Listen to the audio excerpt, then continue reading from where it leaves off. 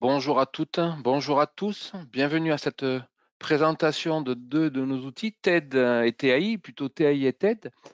Claude Fabier au micro en cette fin de matinée. Je suis toujours aussi ravi de vous accueillir pour nous présenter nos solutions astucieuses pour faire gagner du temps à tout le monde. Alors, ce que nous allons évoquer ce matin, donc c'est la complémentarité de deux de nos outils, un qui s'appelle TAI et l'autre qui s'appelle TED. Donc TAI veut dire traitement automatique des impressions et TED a pour vocation de procéder à la dématérialisation des factures ou des bulletins, puisque TED s'occupe de deux documents, la facture ou le bulletin. L'idée est de faire un chaînage entre ces deux applications, TAI et TED, pour optimiser les process, toujours dans un souci de simplification et d'optimisation des process. Alors, pour débuter, on pourrait essayer de replanter un petit peu le décor. Alors, on va planter le décor plutôt de TED. Alors, TED, c'est notre plateforme qui permet de dématérialiser les factures, les factures et les bulletins, pardon. Alors, j'ai oublié de vous préciser évidemment que vos micros étaient fermés. Donc, n'hésitez pas à me solliciter par des questions écrites. J'essaierai d'y répondre à la volée lorsque je consulte l'écran de contrôle. Donc, n'hésitez pas à faire ce petit effort, ce sera plus sympathique pour les échanges. Voilà pour ces aspects purement techniques. Alors, replantons ce fameux décor. Ce fameux décor, c'est TED, puisque l'idée étant de produire à TED des documents à distribuer. Donc, cette plateforme TED est une plateforme en mode SaaS. Donc, pas d'installation, c'est uniquement un accès via un navigateur.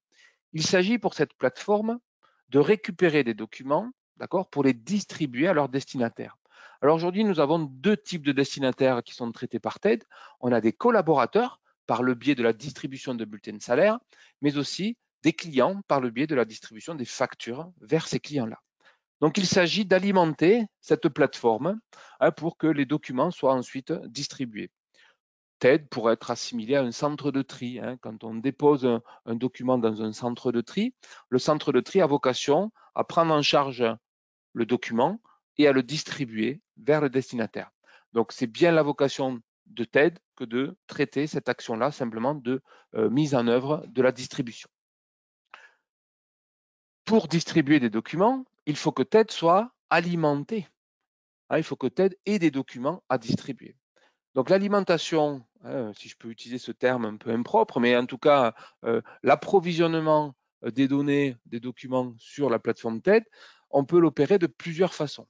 On peut l'opérer éventuellement d'une façon très simple, manuelle, par un lot de bulletins. C'est-à-dire que mon ERP de paye a produit un fichier PDF qui contient l'ensemble des bulletins de la période, et bien tout simplement, j'alimente sur cette plateforme de façon manuelle ces bulletins. Voilà, donc ça c'est la première mécanique. La deuxième mécanique, c'est celle qui va nous intéresser ce matin, c'est justement de mettre en œuvre TAI. C'est-à-dire que TAI va faire des travaux préalables à la mise à disposition des bulletins sur la plateforme TED. Alors, quels seraient ces travaux préalables? Alors, je vous propose, pour le coup, maintenant que le décor est planté sur TED, l'objectif, on l'a bien compris, c'est sur l'action d'impression d'un lot de bulletins depuis la paye, je puisse alimenter TED pour que ces bulletins soient ensuite distribués. Voilà. Et c'est tout l'enjeu de cette interaction de ces deux applications chez nous. Continuons la découverte du contexte. Nous avons ici un outil qui s'appelle TAI. Donc TAI, c'est un module qu'on installe sur un serveur, sur une machine, d'accord, dans l'infrastructure, chez vous, chez les clients. Il s'agit pour cette application de reconnaître un flux qui est imprimé. C'est-à-dire que via une imprimante virtuelle, on va récupérer le flux d'impression et on va tout simplement procéder à l'identification de ce document par la captation de variables. Alors ça, c'est bien dit, ça veut dire tout simplement qu'à partir d'un échantillon du document que l'on souhaite traiter, donc il y a toute une mécanique au sein de TAI qui permet de faire cela, eh bien l'idée, on va apprendre à TAI à reconnaître un flux d'impression. Alors comment fait-on ce traitement? Eh bien tout simplement, on va ici capter un échantillon, une impression pour du beurre, comme dirait un enfant. J'imprime pour du beurre une facture ou un bulletin. Donc c'est exactement ce que je vais faire, c'est ce que j'ai fait, pardon. Et je vais apprendre à TAI à reconnaître ce flux. Alors, comment fait-on pour reconnaître un flux? C'est très simple. Et bien sûr, ce document, on va extraire des variables. Alors, on a plusieurs natures de variables. Donc ça, pour ceux qui connaissent TAI, vous êtes en terrain connu. Pour ceux qui découvrent un peu, donc TAI, on a plusieurs natures de variables, mais la principale nature de variable, c'est texte de l'impression. C'est-à-dire qu'on va aller chercher sur le visuel du bulletin ou du document en question, sur ce fameux échantillon. Alors regardez comment est partagé l'écran. Donc sur la partie gauche, on a l'échantillon du document que l'on souhaite mettre en musique, qu'on souhaite que TAI puisse reconnaître, et sur la partie droite, des propriétés. Alors là, par exemple, si je vous demande, si je demande à l'un d'entre vous de me dire où se trouve le matricule, eh bien, il y a fort à parier qu'avec votre souris, vous allez faire une démarche qui va consister à me montrer, à me dire, ben, le matricule, il est là. Donc, regardez qu'est-ce que je fais. En fait, on encadre la zone où se situe ce qu'on est parti chercher. Donc, c'est tout le travail d'apprentissage. Donc, on va faire apprendre à TAI à reconnaître des documents. Donc, tout ça, c'est une partie que l'on va renouveler autant de fois que nécessaire pour capter. Alors, regardez, moi, j'ai fait un travail préalable. J'ai récupéré, vous voyez, le matricule. Le matricule, il est ici, on l'a tous vu. J'ai récupéré ensuite le type de document, puisqu'il s'agit pour nous de piloter cette machine-outil qui s'appelle TAI. Donc, il faut lui donner de bonnes informations. Et sur le document, donc, on zone. Vous voyez, cette partie de zonage qui s'effectue par le biais d'une définition au niveau de la souris, tout simplement, quand j'encadre. Donc, j'extrais du visuel, de l'échantillon, un certain nombre de données. Tiens, là, j'ai récupéré la raison sociale. Très bien. Là, j'ai récupéré la période, le SIRET, etc. Et puis, j'ai des informations qui ne sont pas forcément sur le document. Et c'est là où TAI va prendre toute sa valeur, j'allais dire, c'est de pouvoir utiliser une nature de variable, on le voit, qui s'appelle une nature de variable de type SQL. Et là, pour le coup, regardez, j'ai été récupérer l'email du collaborateur qui est présent dans la page Sage, en l'occurrence, d'accord, en saisissant une variable qui est de type SQL. Donc, j'écris du SQL pour chercher la donnée. Donc, TAI permet de reconnaître un document à partir d'informations qui sont présentes sur le document, mais je saurais aller chercher aussi des données, qui sont ailleurs que sur le document.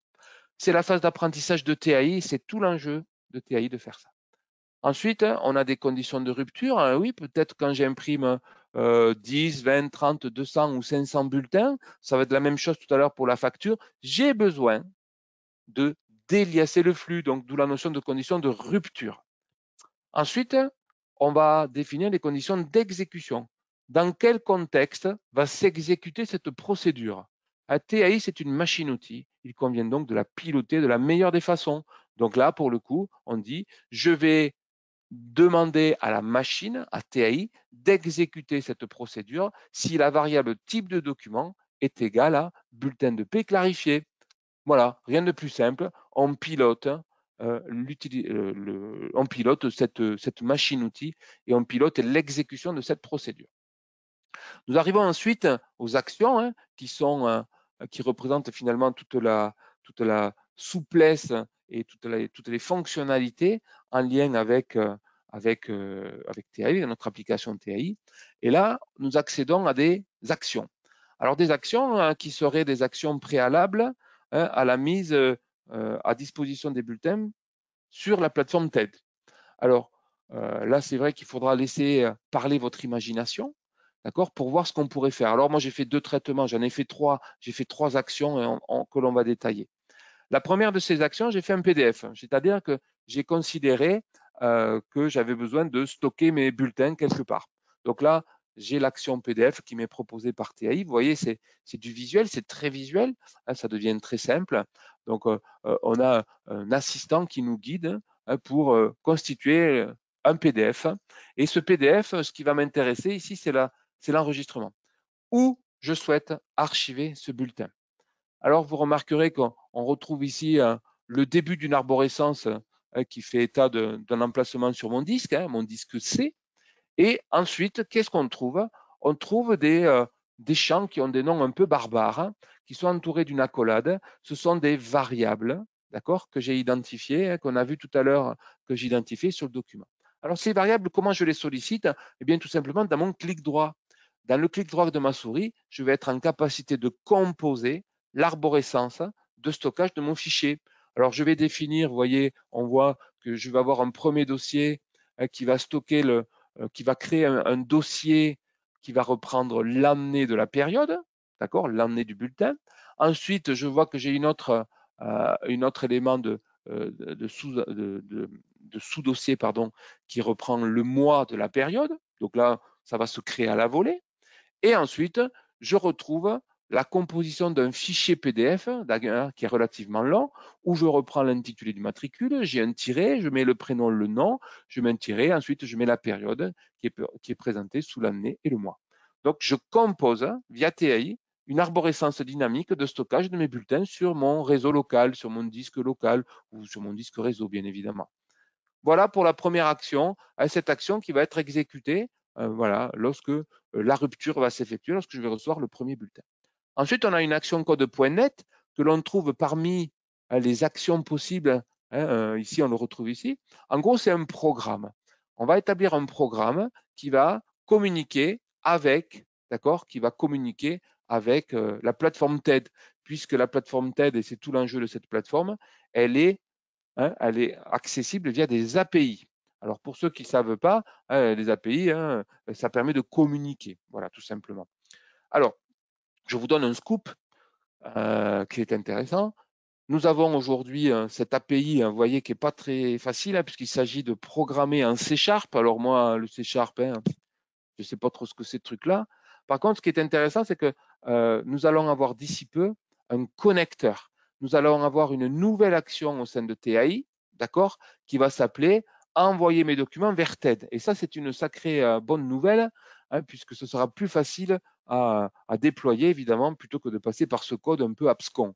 Donc là, on va utiliser une nouvelle action qui viendra compléter les actions existantes et qui permettra de transférer, d'utiliser TAI pour envoyer des documents vers TED. Et c'est vrai que ça va être drôlement pratique, un petit peu comme l'action Maileva. Vous voyez, ici, on a une action Maileva, donc on va avoir quelque chose qui est visuellement très agréable, où je renseigne ici l'expéditeur, ici le destinataire. Vous voyez, c'est très accompagné. Donc, il y a un formulaire qui nous aide.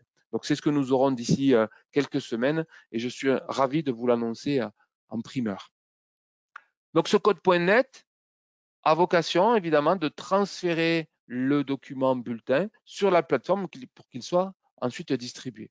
Par contre, et c'est tout l'enjeu aussi, c'est de pouvoir compléter ces actions par d'autres traitements. Donc là, vous voyez, j'ai fait un stockage par collaborateur, c'est-à-dire que j'ai rangé mes bulletins autrement que par ceux que j'avais vus tout à l'heure. Donc là, j'ai rangé mes bulletins par collaborateur. Bah oui, parce que c'est pratique, un collaborateur qui veut retrouver ses bulletins, ça peut être sympa de les ranger, non pas par la période, mais par le point d'entrée qui est le collaborateur lui-même. Donc, si je veux tous les bulletins d'un collaborateur, il suffira tout simplement que j'accède ici.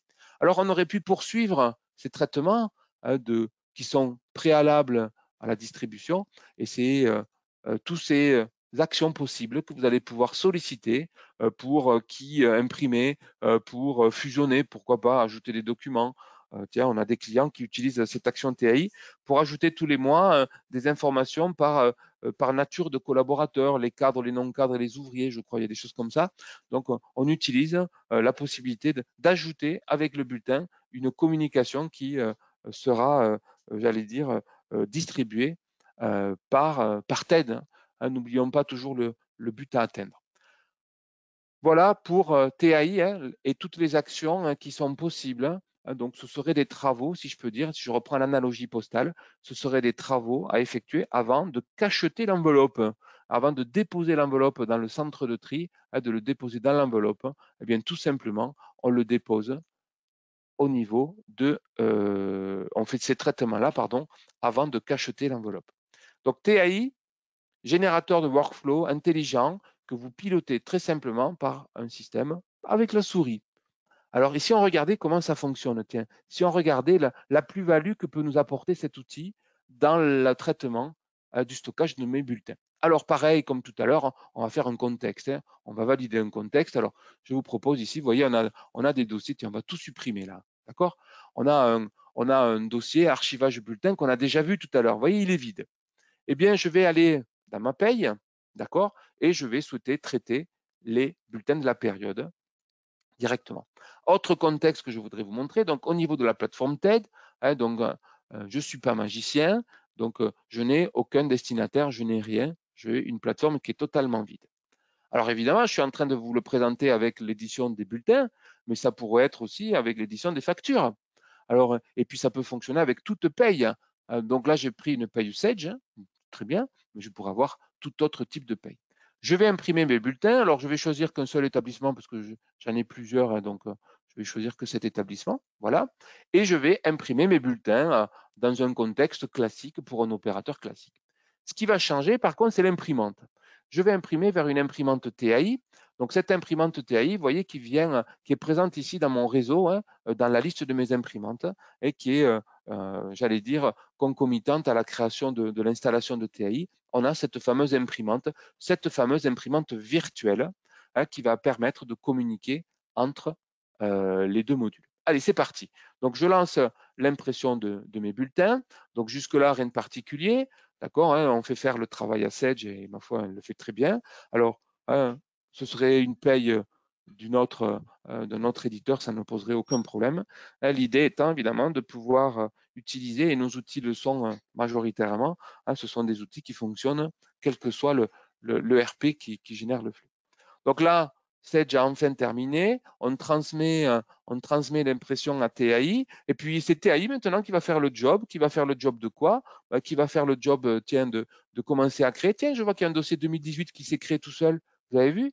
Il se crée tout seul, et ça y est, ça commence à s'alimenter. Tiens, j'ai un dossier par collaborateur qui se crée au fur et à mesure, hein, que TAI va pousser le bulletin vers la plateforme TED.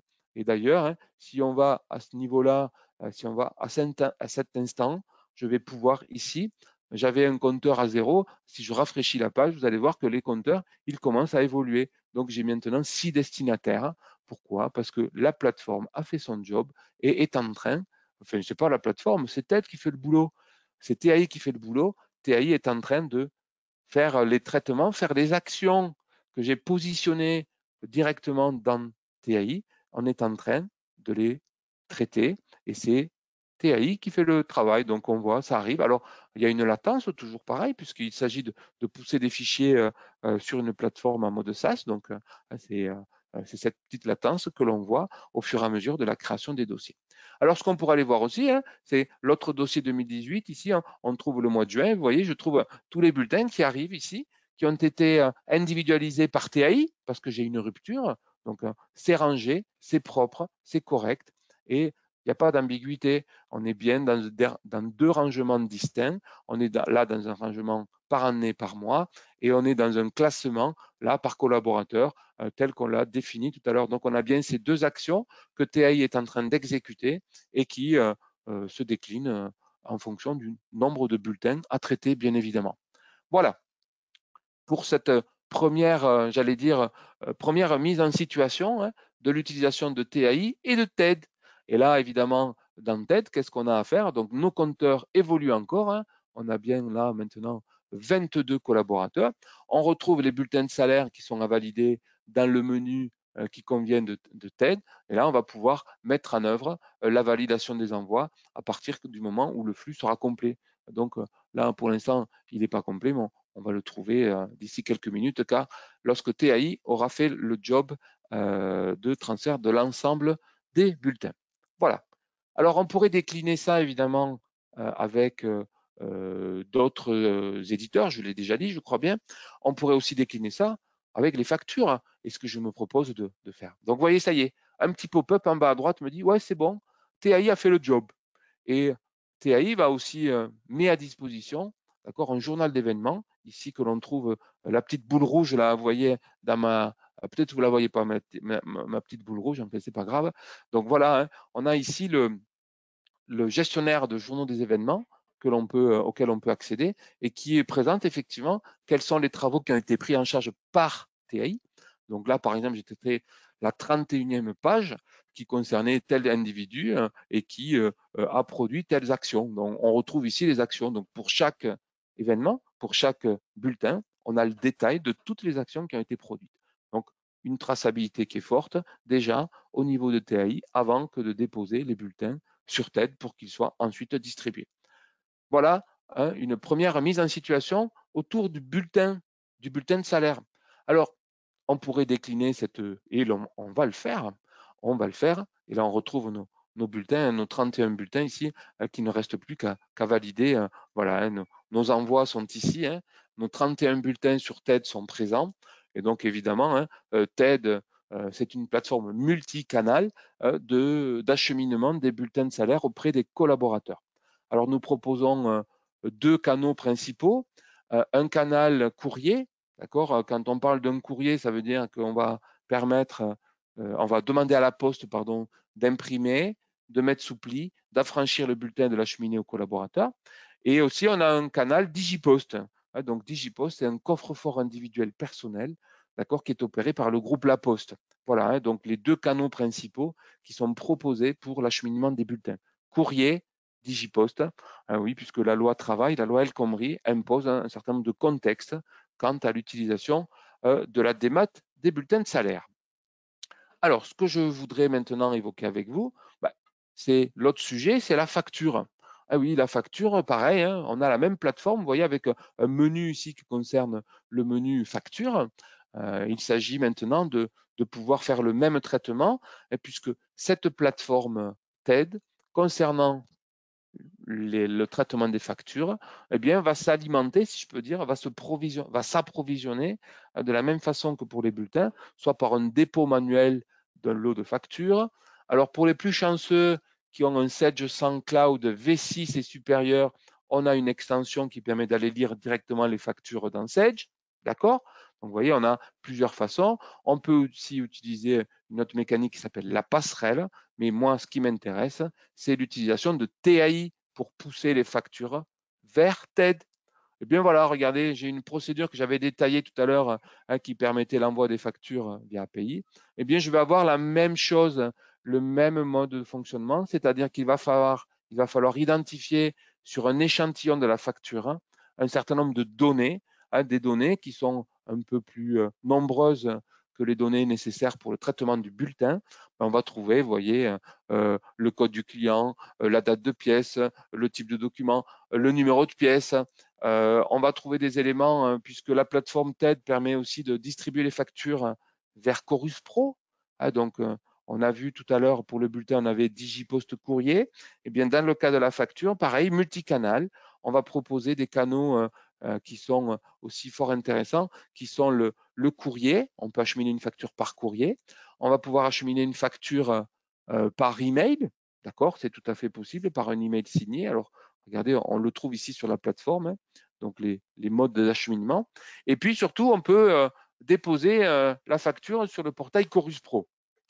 Alors, Quesaco, le portail Chorus Pro, c'est un portail qui est fourni par l'administration fiscale française et qui réceptionne les factures qui sont émises par les entreprises du secteur privé qui émettent une facture à destination du secteur public.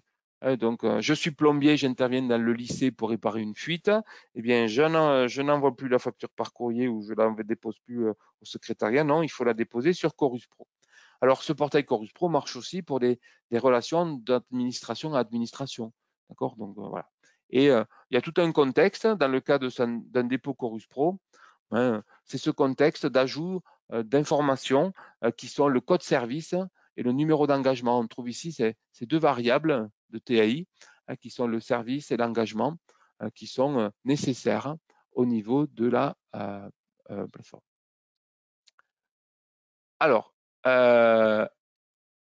j'ai une question qui m'est posée. Alors, je fais un petit retour en arrière. Ça peut être avant que j'ai trop avancé sur la facture.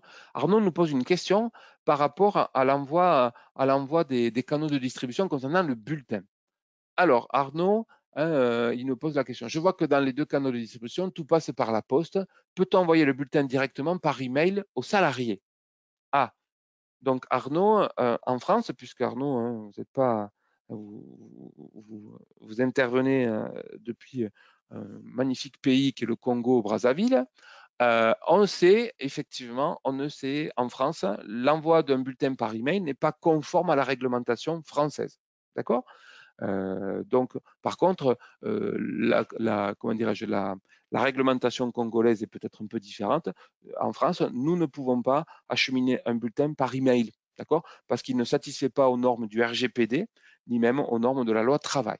Par contre, pour vous, au niveau du Congo, vous aurez tout à fait la possibilité d'utiliser le canal email pour acheminer un bulletin. Alors, je ne le présente pas, hein, puisqu'on avait présent des gens qui résident en France et qui sont soumis aux contraintes françaises. C'est possible, Arnaud, d'acheminer un bulletin par email au Congo, certainement, et peut-être de le remettre en main propre aussi.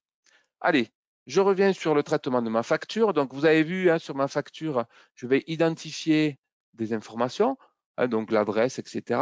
Et comme tout à l'heure, je vais identifier, vous voyez, hein, pourquoi pas, je vais faire des requêtes pour aller chercher des données ailleurs que sur, j'allais dire, présente des données qui ne sont pas forcément sur le document. Et je vais ainsi composer, pareil, des conditions de rupture, des conditions d'exécution, et je vais pouvoir générer des actions. Des actions qui sont tout à fait intéressantes, comme je vais dans un premier temps ranger les factures, vous voyez, hein, je range les factures dans un dossier qui s'appelle temp facture, bon, ça c'est le choix que j'ai effectué. Je vais fusionner avec cette facture, je vais ajouter les conditions générales de vente, d'accord, ça c'est tout à fait pertinent, d'accord, et je vais, pareil, utiliser ce fameux code.net qui va disparaître d'ici quelques semaines, vous l'avez bien compris, je vous le rappelle, parce que nous allons avoir un beau connecteur tout beau, tout neuf, hein, qui nous permettra de s'affranchir de ce langage un peu totalement incompréhensible pour ce qui est de ma personne. OK? Donc, l'idée, c'est de pousser tout ça vers la plateforme TED en l'occurrence. Et ensuite, j'ai décidé d'envoyer un email, par exemple, au commercial, vous voyez, hein, au commercial de ce qui seraient des actions complémentaires, hein, d'accord, au traitement de la facture, qui seraient pris en charge par TAI, très simplement. Donc là, j'ai décidé d'envoyer un email au commercial qui gère le client pour l'informer que nous venons d'émettre une facture à destination du client. Bon, voilà, typiquement, c'est ce traitement-là. Et pourquoi pas, on joint dans l'email, hein, donc la facture qui a été envoyée au client. Donc, vous voyez, c'est quelque chose de très simple, qui est très visuel, et qui permet d'enchaîner des actions les unes derrière les autres dans une logique, hein, pour produire finalement un workflow complexe. Ah, il n'est pas rare d'avoir, hein, je pourrais vous montrer des procédures où j'ai une quinzaine, voire une vingtaine d'actions qui s'enchaînent les unes derrière les autres et qui sont chacune d'elles conditionnées. Je conditionne telle action à un contexte.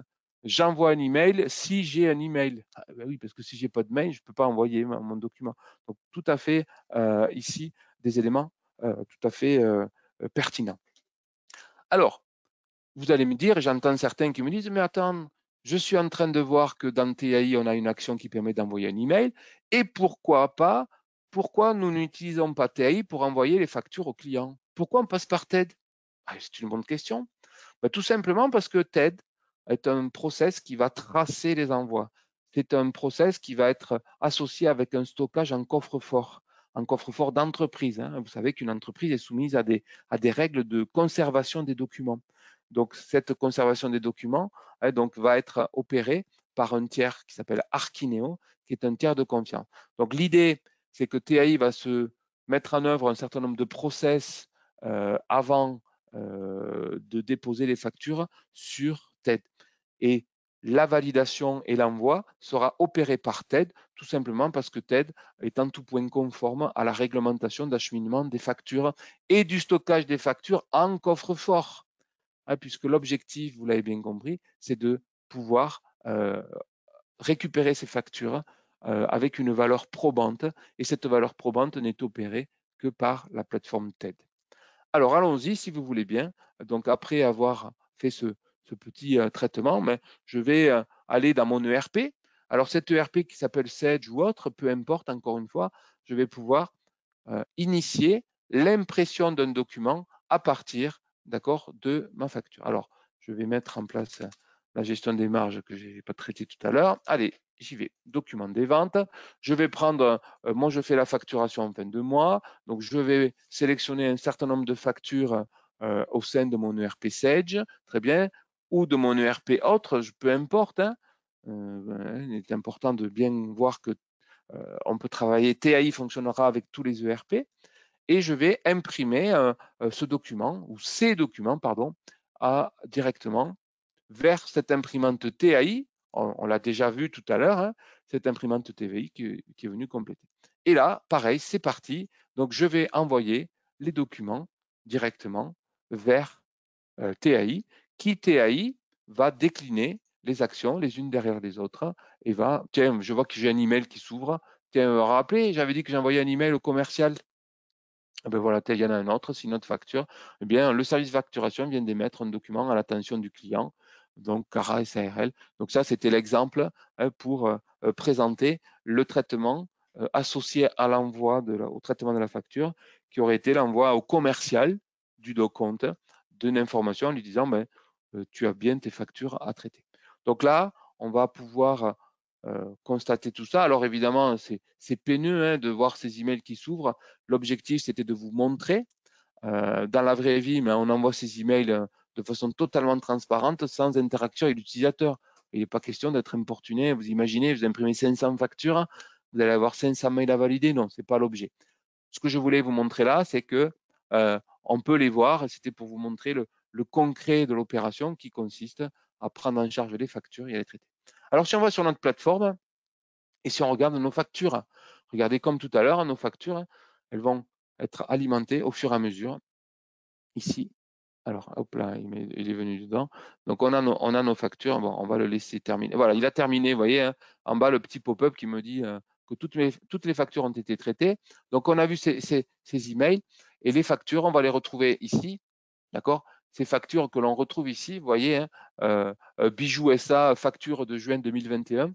Donc, il s'agit évidemment maintenant de mettre en distribution ces factures et vous remarquerez que le mode d'acheminement, hein, la méthode de remise a été attribuée en fonction du contexte propre à chacune des factures. Donc, cette facture 17, qui est à destination de la mairie de Juré, va être déposée sur Chorus Pro. Cette facture 19, qui est à destination du client Cara, va être acheminée par email. Et pourquoi donc, je vous demande? Eh bien, tout simplement parce que la plateforme va analyser le contexte au regard des contraintes portées par Chorus Pro. Hein, Chorus Pro demande effectivement un certain nombre de données et entre autres le numéro du SIRET.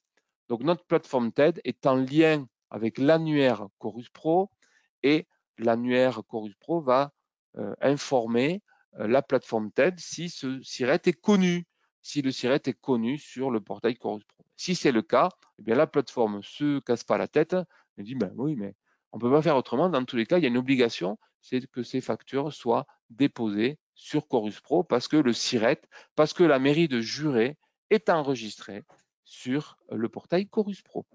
Parfait. Dans le cas qui suit, celle qui nous intéresse, c'est celle de Cara. Pourquoi notre ami Cara va recevoir sa facture par email? Parce que son numéro de SIRET n'est pas connu sur Chorus Pro et que certainement un peu plus loin, j'ai trouvé un email.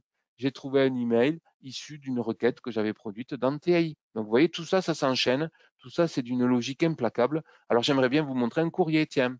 Et pourquoi cette facture 24 part par courrier?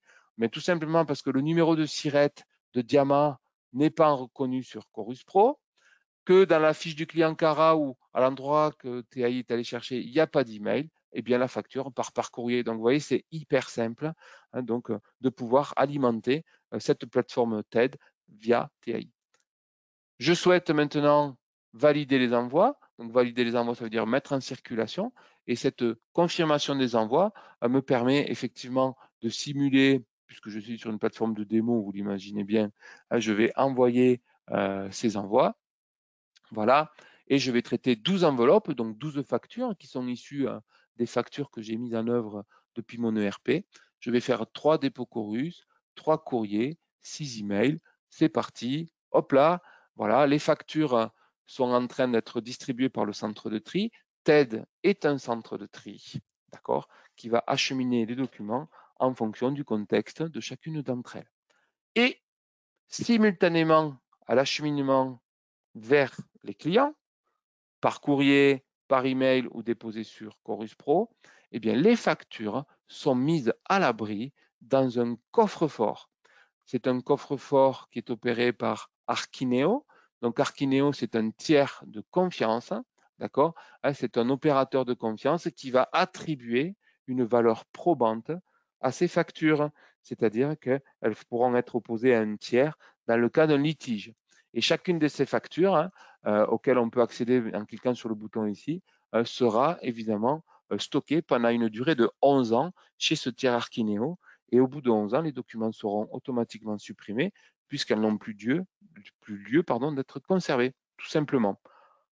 Donc là, c'est ce tiers de confiance Archineo qui vous permet de stocker sous forme comment dirais, juridiquement valable, hein, d'accord, avec une valeur probante, toutes ces factures qui sont acheminées au client. Le client n'a pas accès à son coffre-fort, on est d'accord. Hein. Le client, on lui envoie les factures directement dans son, comment dirais-je, dans son espace.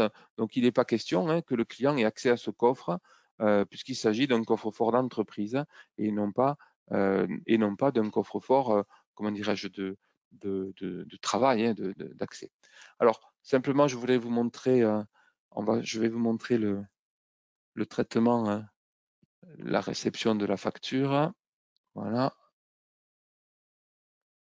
Allez, c'est parti. Donc là, les factures, elles arrivent ici. Allez, autre. Ah, donc vous avez compris, hein, très bien, c'est parfait.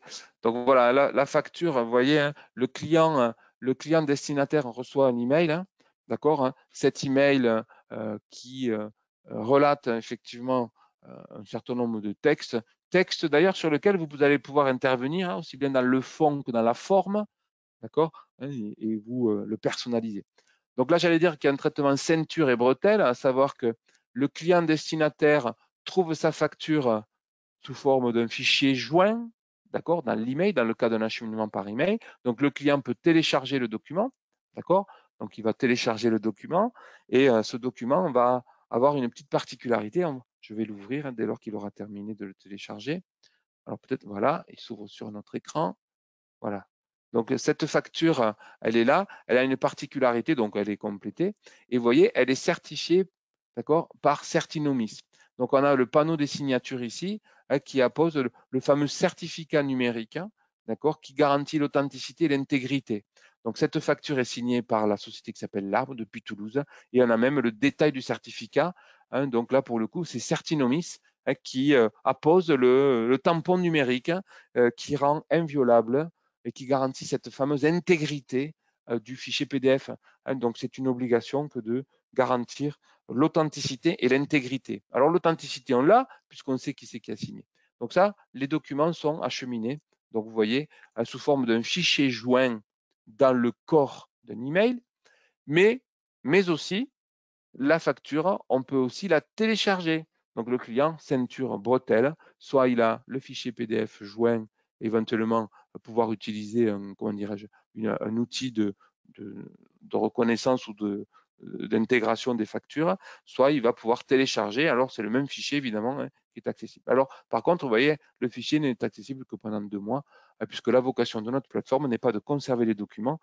C'est Archineo qui fait ce process. Voilà. Donc, nous avons fait un peu le tour de cette interaction forte que l'on peut mettre en œuvre entre nos deux applications, une qui s'appelle TED et l'autre qui s'appelle TAI. D'accord? Donc, deux applications qui ont vocation évidemment à communiquer entre elles et puis à faciliter, j'allais dire, les échanges. Alors voilà, vous avez vu, je ferme les emails les uns après les autres, puisque c'était des actions que j'avais fait simultanément au traitement de la facture. Voilà. Alors, avez-vous des questions peut-être? Alors, on remercie Arnaud qui a posé la première question. Alors, qui se lancera dans la rédaction de la deuxième question? Alors, que ça concerne aussi bien TED que TAI, que les bulletins, que les factures. Donc, n'hésitez pas à me solliciter, à me questionner sur quelque chose qui vous paraîtrait pas assez étayé, trop flou. Alors, bonjour, une question. Rodolphe, alors, super.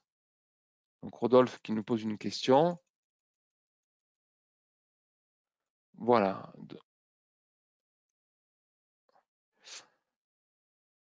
Alors, des questions. Allez-y, Rodolphe, posez votre question. Pas de problème pour revenir sur le process de la démat des bulletins de salaire.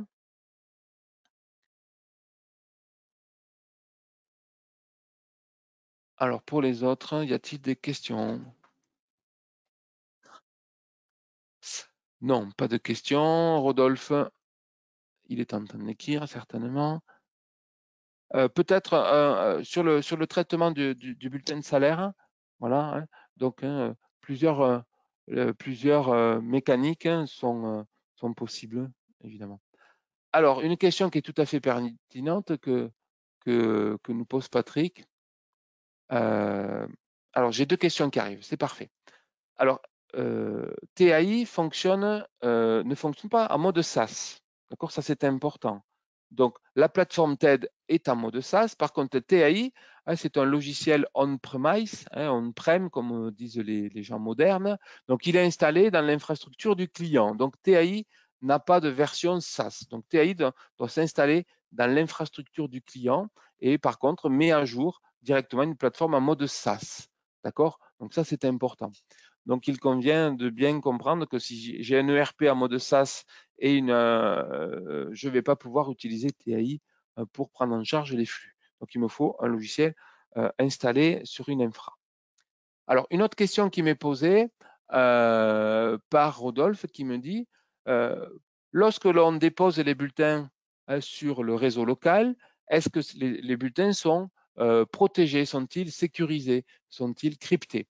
Alors, j'allais dire, c'est très simple, Rodolphe, mais tout simplement, on va pouvoir, c'est celui qui paramètre l'action de TAI, donc qui va procéder à l'action de cryptage ou pas. Donc, vous voyez, dans l'action numéro 1, là au niveau du PDF, je vais considérer ici au niveau de l'enregistrement du PDF qui est enregistré localement, on est d'accord, hein? Ben, je vais pouvoir le crypter. Donc, j'ai un mode de cryptage qui est accessible ici et je vais pouvoir soit apposer un mot de passe qui sera commun à tous les bulletins, soit je vais pouvoir utiliser une variable, d'accord, qui met en place ici la mécanique de cryptage via un mot de passe. Donc, c'est très simple, vous voyez, de pouvoir le faire. C'est vous qui choisissez, c'est celui qui programme TAI qui opère le traitement. Alors, une question qui nous est posée par Karine, est-ce qu'il existe depuis TED hein, un tableau de bord par méthode d'envoi? Oui, regardez un petit peu.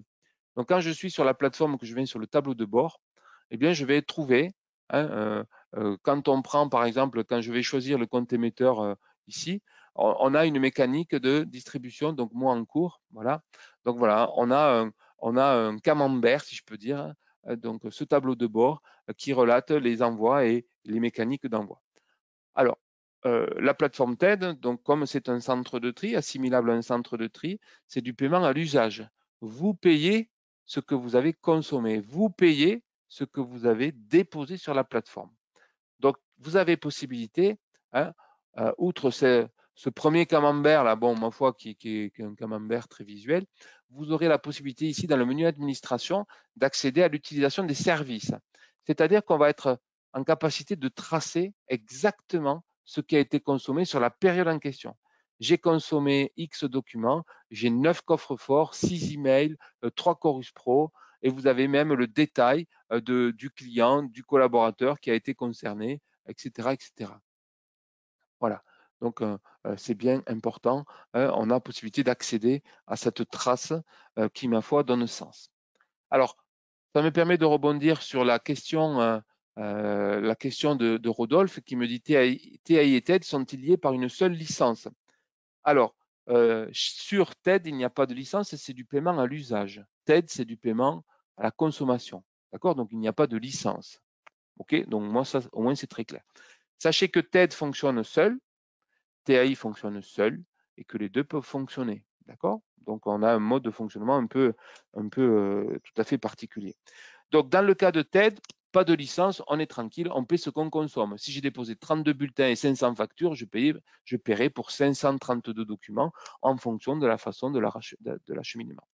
Par contre, TAI fonctionne avec un mode licence, effectivement. On a un droit d'entrée, on a un droit d'utilisation en fonction des nombres d'utilisateurs qui vont imprimer au niveau de TAI. Donc, TAI fonctionne effectivement avec une licence portée par un nombre d'utilisateurs. Donc, il convient évidemment de pouvoir calibrer correctement le nombre d'utilisateurs.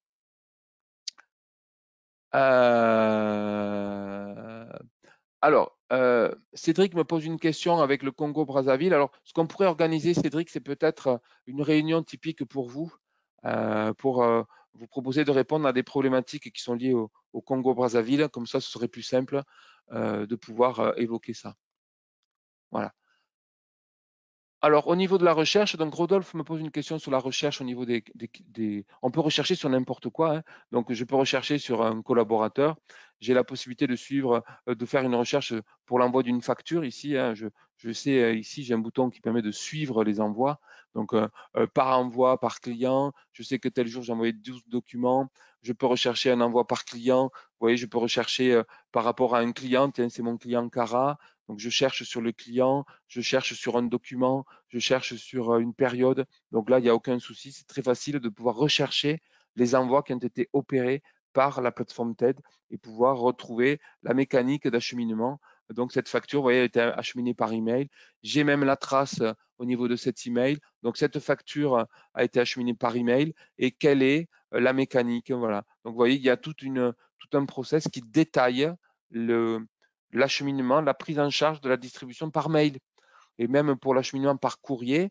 Hein, donc ça, ce serait pour les gens de métropole. On trace les envois par courrier, la façon dont le courrier et à quel jour et à quelle heure il a été déposé et remis en poste.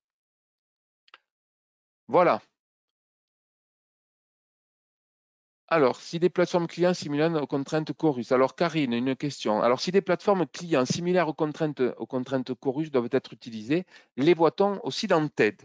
Alors, au niveau de TED, nous avons exclusivement limité les envois à des protocoles qui sont standards. L'email, ma foi, c'est un protocole standard hein, avec un serveur SMTP. Le courrier, on m'essouplit une enveloppe, on m'essouplit un document. Et Chorus Pro qui permet effectivement d'avoir, qui est tout à fait documenté et qui ne laisse pas la place à la moindre interprétation. Par contre, certains clients, certains ont des plateformes un peu exotiques. Par exemple, sur Toulouse, Airbus a une plateforme exotique qui est pour Airbus. La grande distribution a sa propre plateforme. J'ai appris que les Bouygues, les Eiffage, Vinci avaient leur propre plateforme. Donc, on a une multitude de plateformes qui sont liées à des clients spécifiques. Et là, pour le coup, on ne va pas passer par TED, puisque TED, on a ces 3 canaux courrier, email, Chorus Pro. Pourquoi on n'a pas intégré les TradeShift et autres, je ne sais pas quelles sont les plateformes? Tout simplement parce qu'il y a trop de spécificités. Donc là, on va travailler à l'unité en disant, ben voilà, vous allez relater, vous allez nous transmettre les spécifications de votre plateforme sur laquelle vous souhaitez que la facture soit distribuée. À ce moment-là, on va utiliser un autre de nos outils qui s'appelle IO, IO In and Out. Donc, et c'est par cette application IO que nous allons pouvoir faire le lien avec des plateformes et ainsi se caler au mieux, d'accord, aux spécifications de chacune des plateformes, au mieux de chacun de vos clients. Donc, c'est IO qui prend le relais de TED dans le cas d'un dépôt des factures sur des plateformes clients finaux. Voilà, donc IO, In and Out. Voilà, donc on peut communiquer avec une multitude, hein, avec une multitude d'applications qui sont définies ici. Je vous encourage d'ailleurs à faire un petit tour sur notre site éditioncompagnon.com. Vous retrouverez pas mal d'infos sur tous ces sujets-là. Voilà. Bien écoutez, je tenais à vous remercier individuellement pour votre présence, pour vos questions pertinentes tout au long de la présentation. J'espère avoir pu éveiller chez vous hein, un petit vélo qui va pédaler en vous disant tiens, c'est vrai que ces deux outils, hein, ils sont vraiment chouettes et ça peut me faire gagner du temps. Eh bien, nous sommes là bien évidemment pour vous accompagner, pour vous aider à mettre en œuvre ces deux applications, TAI et TED, qui iront bien au-delà hein, du transfert de bulletins sur TED et des transferts de factures. À TAI, hein, j'allais dire que la seule limite à l'utilisation de TAI, c'est l'imagination, c'est votre imagination. Où va mon imagination? Où me porte mon imagination? Et TAI sera là pour vous accompagner, hein, pour mettre en musique tous vos délires, hein, si tant est que ce soit des délires que d'optimiser les traitements et les flux. Merci à toutes, merci à tous.